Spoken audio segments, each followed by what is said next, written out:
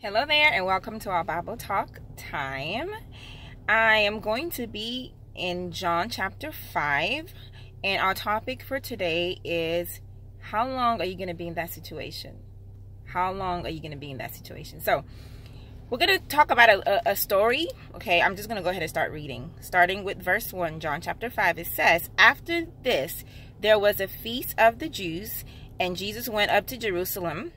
Now there is at Jerusalem by the sheep market a pool, which is called in the Hebrew tongue Bethesda, having 5 porches.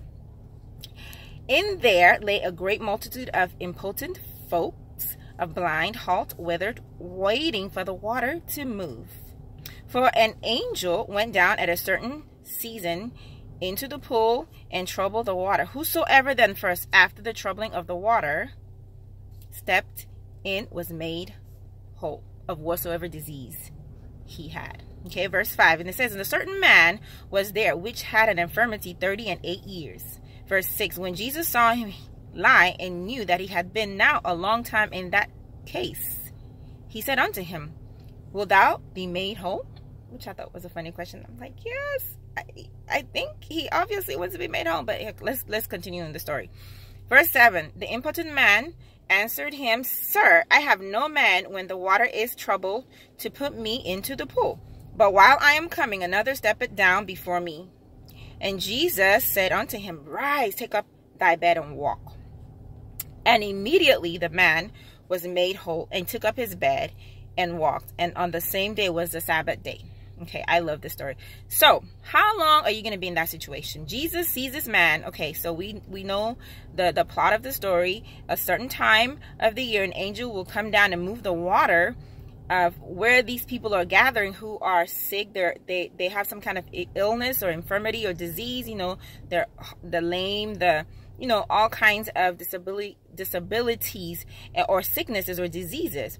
So they knew that when this angel comes down and moves the water, they will be healed. And so this man has been, I guess he's been coming every year for about 38 years. It says he's been in his condition for 38 years and nothing. And so this is what he says. He says to Jesus, he says, whenever I come, somebody goes before me. Someone jumps in, so I'm not able to get my miracle because someone is always ahead of me. So what does that say?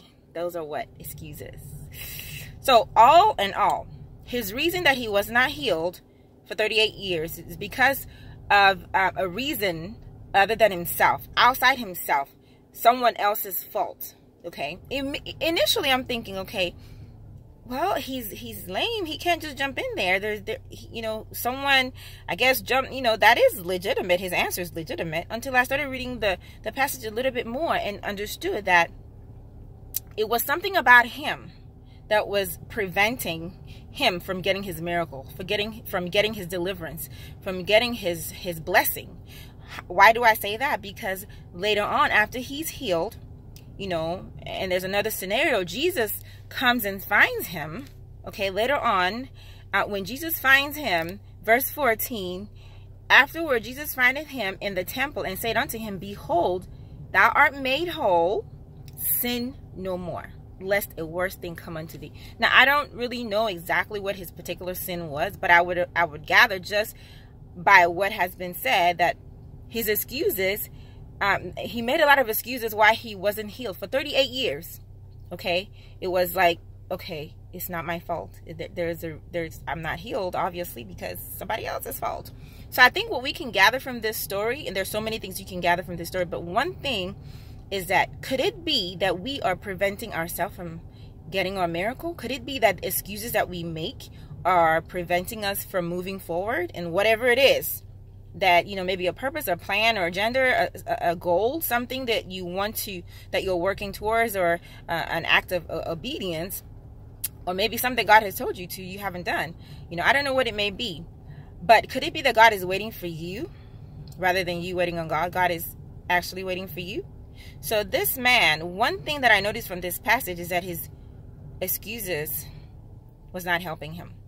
So what is it in your life that you have to take an action, take a step, move forward, do what you can do as a person, do what is in your ability, do all that you can do, and then wait on the Lord.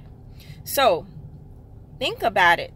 Think about the situation. You know, maybe there's a challenge that you're facing, something that you have been a long time in that situation, and then ask yourself, have I been this long in this situation? Is it really somebody else's fault?